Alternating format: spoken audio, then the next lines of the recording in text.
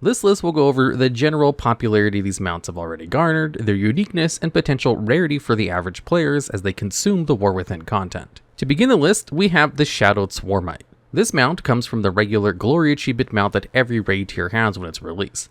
In this case, it will be the Nurubar Palace. Every Glory of the Raider achievement is basically a culmination of multiple gimmick achievements from every raid encounter on at least normal difficulty or above. These achievements are usually just a silly little spin on the encounter that already exists, and can even sometimes be viewed as a hard mode for some. It'll typically ask you to complete additional mechanics and sometimes even kill an entirely new NPC that spawns into the raid, changing how you approach the fight completely. As it stands now, very little is known about the achievements and how to complete every single one of them, due to the limited amount of testing and implementation. Plus, if we tried to explain every single achievement in this entry, we'd have a super long video, so it's best to try to look at some guides when the time comes. Now, all things considered, this is just another recolor of an existing mount, one we've seen multiple times actually, mostly with the Leaping Vine Seeker. Regardless of this, a lot of people actually quite enjoy going into the raid and approaching the fight they've grown used to in a completely different way, even if only for a singular time. It's a pretty nice step up from the Dragonflight Glory mounts because at least this one can fly, whereas all of the Dragonflight ones are grounded, except Aberrus. Plus, he's just got big stupid eyes and it's pretty funny and can maybe even be used as a meme mount for already silly transmogs for certain people. But because it follows an already known theme, people may be less excited for it to be added to their collections right away, so it's only at number 10. And at number 9, we actually have two mounts, Wick and the Stonevault Mechsuit. While both of these mounts come from two completely different dungeons, we think it's fair to put them here because of their incredible similar means of obtaining. For Wick specifically, you actually need to journey into the new Darkflame Cleft dungeon on Mythic difficulty and slay the Darkness boss.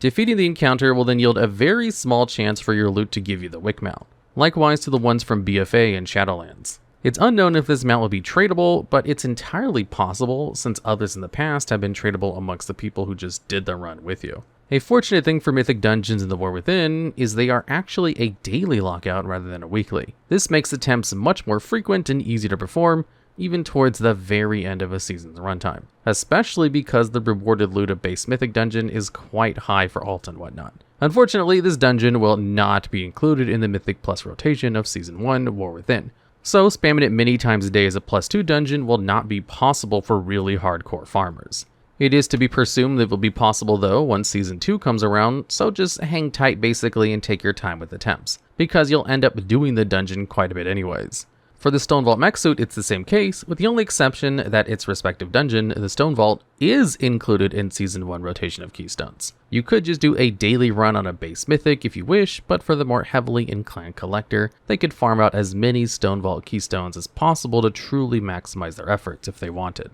The interesting thing is when killing the final boss Voidspeaker Erich, the mount drop actually appears as a quest item called Malfunctioning Mechsuit. This will give you a quest to bring the Mechsuit to an NPC who will repair it and then reward you with the subsequent mount in question, so it's only a little misleading in the process. It rewards you the mount all the same, but just has a tiny additional step before doing so.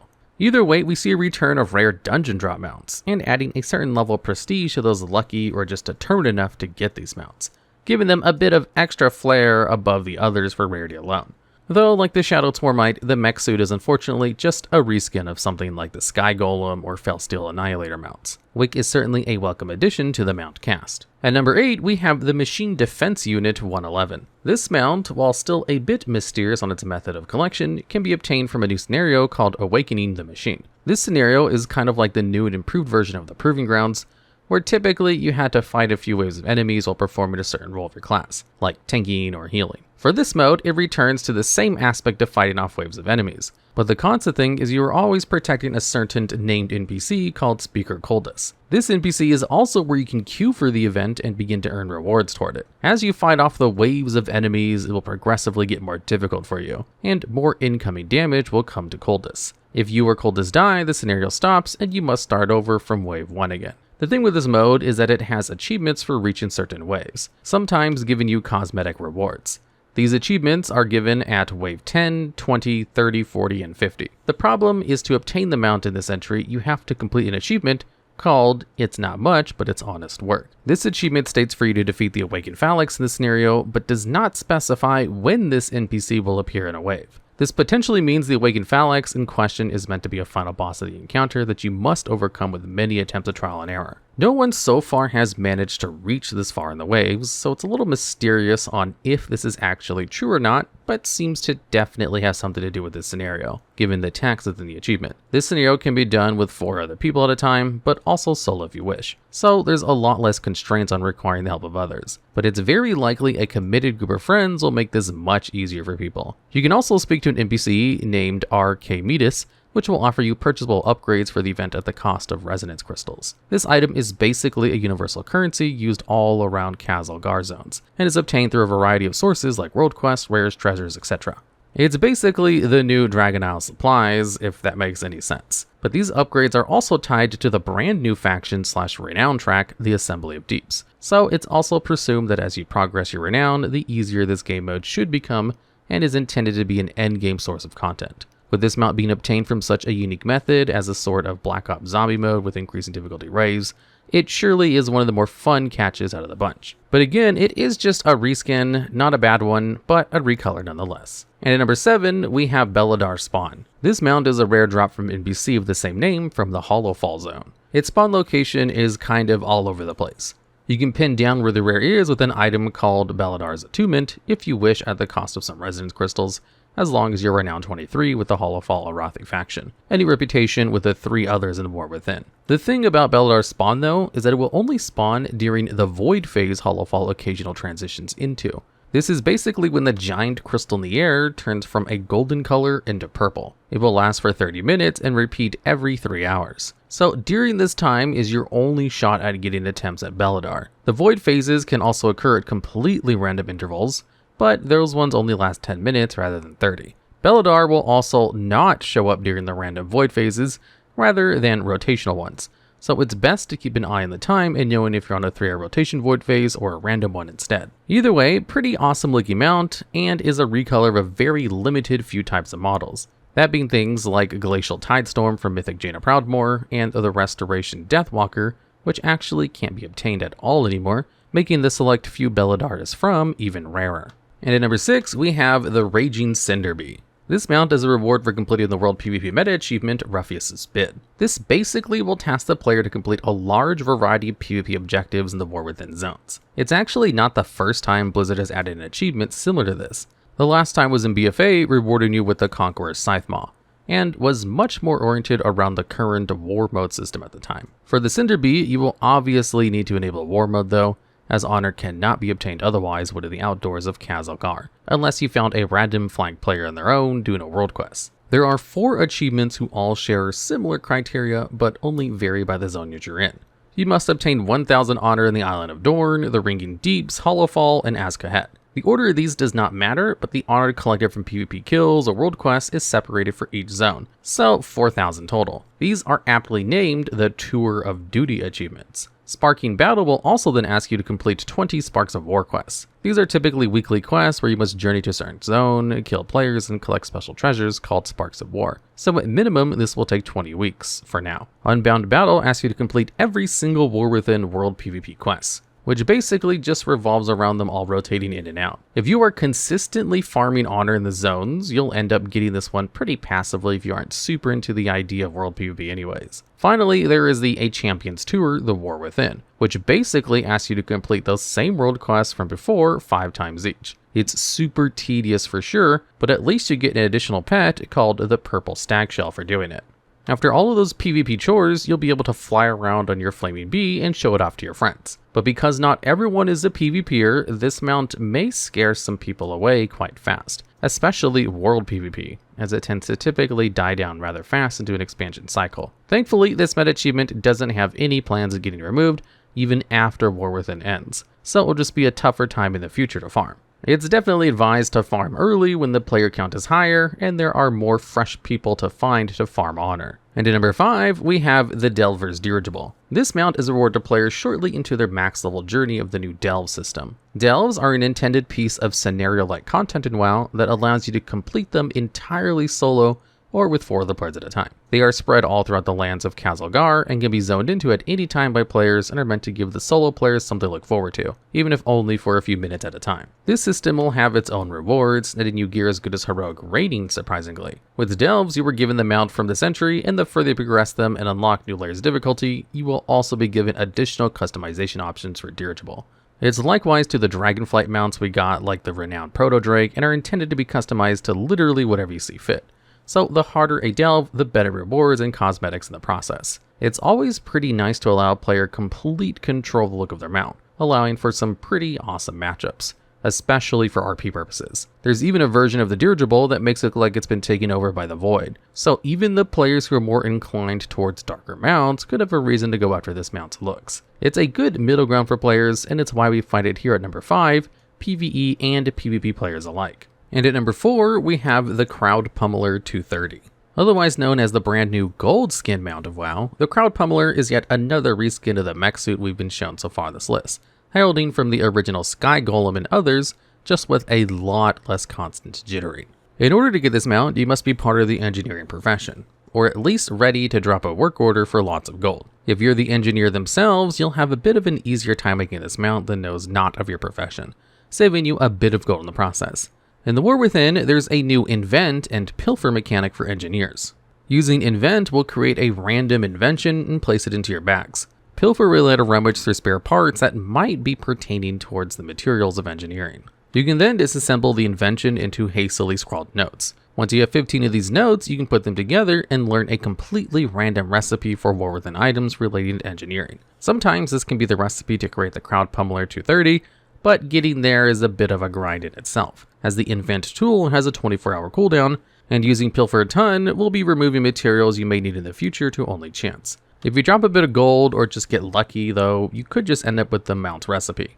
Regardless, now that you have it, you need to collect the materials specific to it. You actually cannot collect these materials naturally through any means in the open world of Khazalgar, and they must be purchased from a vendor named Paxton Bombshell near Opportunity Point. You can technically proc at least some of the necessary materials through a selected specialization of engineering, but this method hasn't proved to be able to get more expensive items very consistently. You will definitely save money naturally for it, but it's not entirely reliable, and you will end up spending your gold in large heaps. You can obtain this specialization by going through the inventing section of Profession Knowledge, putting 10 points into the Parts tab, and then spending at least 1 more point on it.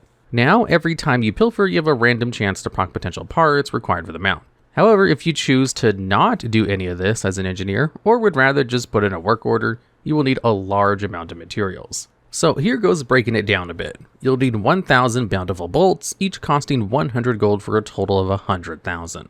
200 assorted whirligigs for 2,500 each, totaling 500,000 gold. 80 blinker fluids at 5,000 gold apiece for another 400,000 total. 50 cataclysmic converters for 1,200 gold each for exactly 600,000 gold.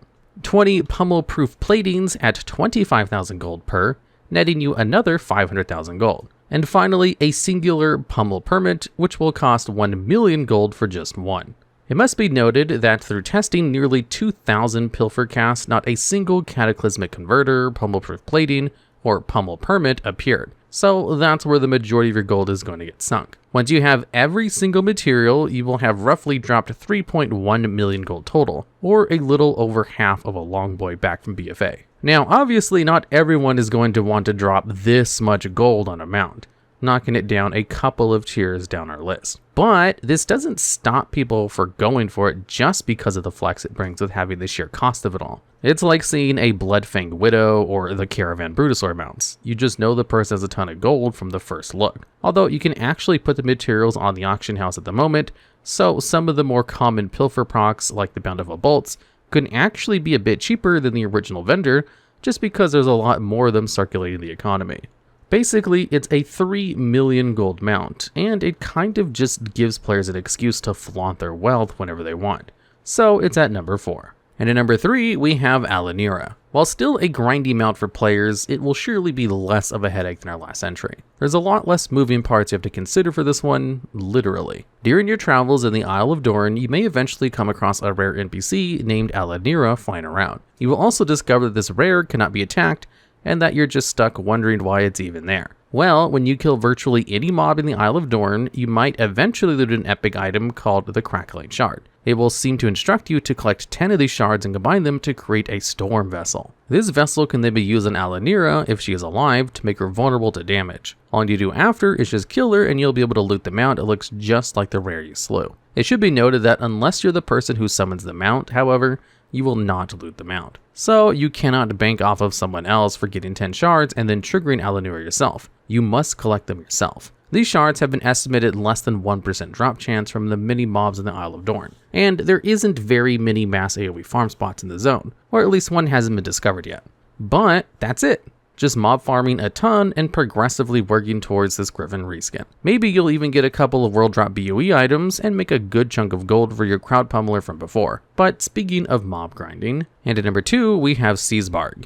While the in-game journal may say Siesbarg comes from world quest drops, don't let this fool you. There is no world quest involved in collection of this mount, but rather a long and tedious mob grind for you to overcome solo or with friends. Essentially, you must first kill a rare NPC in Azkahet named Takatath. This rare has a chance to drop the Vial of Takatath, which will then send you on your quest journeying for Siesbarg. The first quest will instruct you to collect 1500 Nerubian chitin, which can be farmed from virtually any mob in Khazalgar that appears to be Nerubian, dungeons and raid mobs included. So you can speed it up quite a bit by just queuing for follower dungeons and killing mobs super fast. Or you just tackle it at your own pace as you work towards other achievements you've set. Regardless, after 1500 chitin, you're then asked to gather 1000 Nerubian venom. These also come from the same NPCs, but it's a bit rarer to drop than the chitin and limits the mobs able to drop it by a smaller amount. After this, you must then collect 500 Nerubian blood samples. This item has a much rarer drop chance and it is a lot more unforgiving. Essentially, it only drops from the Skyrazor mobs, the mobs that look like Siesbarg in the Mountain Journal basically, and the Ascendant Nerubians. These Nerubians are the ones that stand upright and are a lot more humanoid than the rest of their kin. Once you collect the Nerubian blood, you're all done, and then you're given a follow-up quest that rewards you the mount. This, for now, is the only Skyrazor mount available to players that do not participate in Nerubar's Palace raid. So this one is definitely a bit rarer in prestige than anything else so far. It basically just involves you going around killing thousands of Nerubian NPCs, to put it simply, at least after you overcome the initial Vial grind provided to you in the beginning. Completing our list, we have the Ascendant Skyrazor.